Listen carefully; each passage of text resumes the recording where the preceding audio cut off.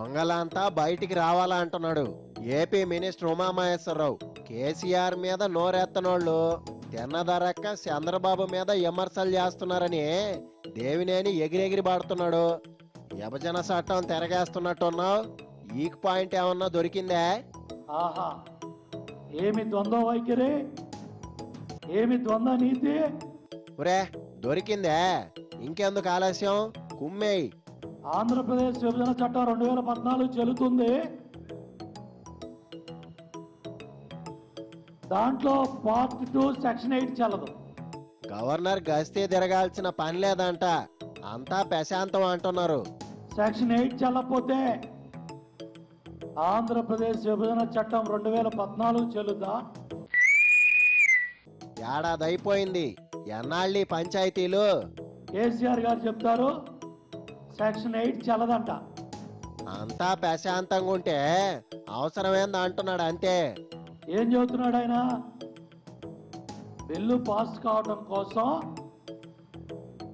కంటి తుడుపు చర్యగా పెట్టాం అట్టా అన్నాడా? ఎప్పుడు అన్నాడు, ఏడన్నాడు? ఇవాళ కేసీఆర్ గారు చెప్పిన మాటలు బయటకు వస్తా ఉన్నాయి. ఒరే ఫోన్ ట్యాపింగా? కేసీఆర్ గారు గవర్నర్ గారు మాట్లాడుకున్న మాటలు కూడా బయటకు వస్తా ఉంటాయి. కొంపదీసి కెమెరాలు పెట్టారా? రిస్క్ వద్దు, మళ్ళా అదో కేసు అవుద్ది. ఇప్పుడు దొంగలంతా బయటికి రావాలి. వడ్డమ్మ బడవ, లోపల ఉండాల్సిన వాళ్ళు బయటకు వస్తే ఇళ్ళు గొల్లవుతాయి. ఇంత కార్యక్రమాలు జరుగుతూ ఉంటే ఈ కాంగ్రెస్ దొంగలు రాష్ట్ర హక్కులను కాపాడకుండా, రాష్ట్ర ప్రయోజనాల కోసం నిలబడకుండా చంద్రబాబు గారినే కదా తిట్టింది, మంత్రులనే కదా తిట్టింది, మమ్మల్ని కాదుగా. మీ రేంజ్కి ఏసీబీ చాలదు, తక్కువలో తక్కువ సిబిఐ కావాలంట. రాష్ట్ర కాంగ్రెస్ నాయకులు పచ్చ కామెర్ల వ్యాధితో బాధపడతా ఉన్నారు.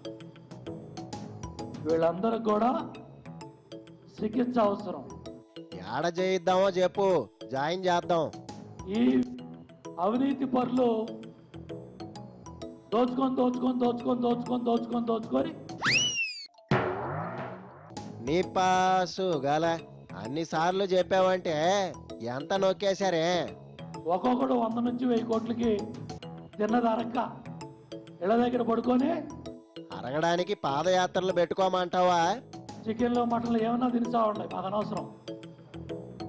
తిన్నది అరక్క. అవును, అరక్కే గవర్నర్ కాడికి పోయి మీ మీద సాడీలు చెప్పొచ్చారు. తిన్నది అరక్క. చంద్రబాబు నాయుడు గారి మీద రాళ్ళేస్తే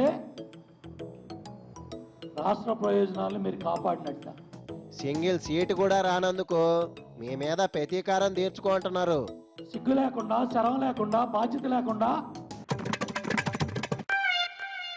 ఓ ఓ నోటికి వచ్చినట్టు తిట్టడానికి వాళ్ళు ప్రతిపక్షంలో కూడా లేరు. అసలు దొంగకే జగన్మోహన్ రెడ్డి కనపట్ల.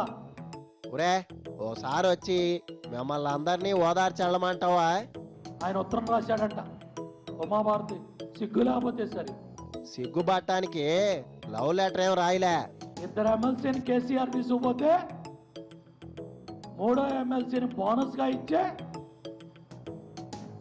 ఆంధ్రుల ఆత్మగౌరవాన్ని తాకట్టు పెట్టే చెప్పి మరీ ఇచ్చేశాడు. సీక్రెట్ గా వెళ్ళి కెమెరాలకు దొరకలా. రాష్ట్ర ప్రభుత్వాన్ని అస్థిరపరిచే కుట్రలో వైఎస్ జగన్మోహన్ రెడ్డి ప్రధాన భాగస్వామి, కాంగ్రెస్ పార్టీ భాగస్వామి. అందరూ కలిసి మిమ్మల్నే కొమ్ముతున్నారు. పాపం ఎట్టా బయటపడతారో ఏందో. ఒక రాష్ట్ర అభివృద్ధిని అడ్డుకోవడానికి ఇన్ని కుట్రలో కుతంత్రాలు అవసరమా? మీ సారుకు కూడా రేపో మాపో నోటీసులు ఇస్తారంట. జడ్జిమెంట్ చెప్పేశాడు కేసీఆర్.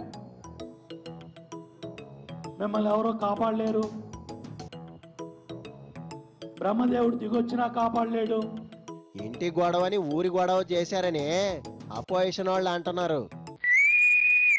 ఇవాళ 120 మంది ప్రజాప్రతినిధులు ఫోన్లు ట్యాప్ చేసి ఇష్టారాజ్యంగా బ్లాక్మెయిలింగ్ రాజకీయాలకు పాల్పడుతూ కేసులు పెడతాం, అరెస్టులు చేస్తామని బ్లాక్మెయిల్ రాజకీయాలకి ఒక రాష్ట్ర ప్రభుత్వం పాల్పడతా ఉంటే వైఎస్ జగన్మోహన్ రెడ్డి ఏ కలుగులో దాక్కున్నావు? కనిపించకపోతే బోరు కొడుతుందా చెప్పు, ఢిల్లీకి ఇంకో ట్రిప్ వేసి వస్తాడు. ఇష్టారాజ్యంగా పైన ప్రాజెక్టులు కడతా ఉంటే ప్రజలకు ముఖం చూపించకుండా, ప్రజల ముందు మాట్లాడకుండా ఉత్తరం రాశాను. ఏం డౌటా? ఈయన ఉత్తరం రాస్తేనంట కేంద్ర ప్రభుత్వం మీటింగ్ పెట్టిందంట, సిగ్గు లేకుండా. మీటింగ్ అయిపోయాక జగన్ ఉత్తరం అందిందే. అదే ఈయన పెద్ద పోటుగాడు వచ్చాడు, ఈయన ఉత్తరం రాశాడంట. ఈయన ఉత్తరం రాస్తే ఉమాభారతి గారికి కేంద్ర ప్రభుత్వం బోర్డు మీటింగ్ పెడుతుందంట. సిగ్గు లేకపోతే చెప్పి రాసుకోవడానికి చెప్పుకోవడానికి. చంద్రబాబు నాయుడు తిట్టాడా? దేవేంద్ర ఉమ్మని తిట్టాడా? మా వాళ్ళని తిడితేనంట వీళ్ళకి పండగంట. సిగ్గు లేకపోతే సరే. ఇక చాలే, కొత్త తిట్లు ఏమన్నా నేర్చుకున్నాక గనిపి.